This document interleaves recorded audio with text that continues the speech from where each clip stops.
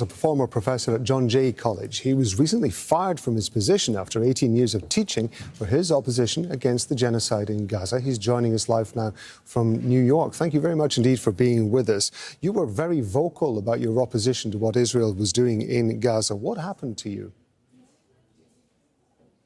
Thank you, Rob. I was fired the week of Easter for my outspokenness, and not even in the classroom, but in the streets of New York City and across this country, where the American people every day are waking up more and more to Israeli and Western genocidal crimes against the Palestinian people, against the Lebanese people, the Syrian people.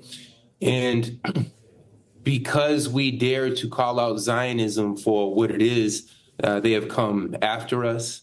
I was fired. I was doxxed. They censored my Twitter and other social media. And then the FBI as well detained me and interrogated me for the crime of speaking up about peace.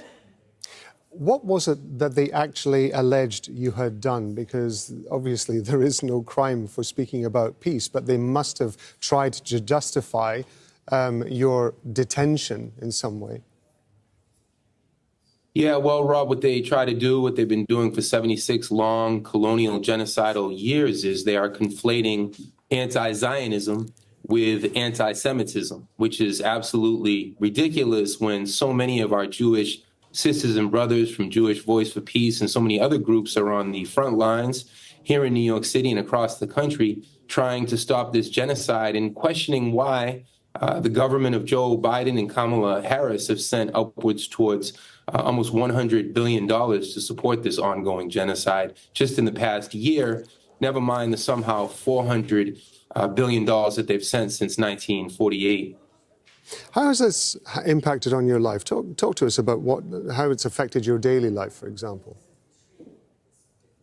Well, once you get doxxed, they put you up on all types of websites. So when people Google the name Danny Shaw, I come up as someone who's anti-Semite. This is used ingenuously.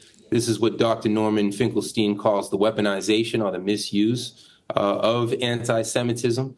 It's extremely cynical that they would conflate people who speak up for peace and human rights and against the squandering of how many hundreds of billions of dollars on war and genocide when the American people need that money right here for hurricane relief, to invest in our education. It's very intimidating.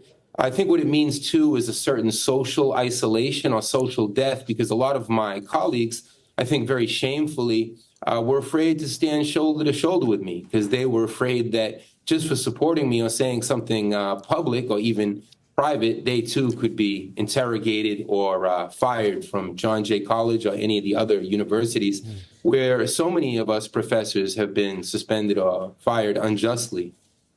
Danny Shaw, we appreciate you being with us on Al Jazeera and telling us your story. Thank you very much indeed. Thank you.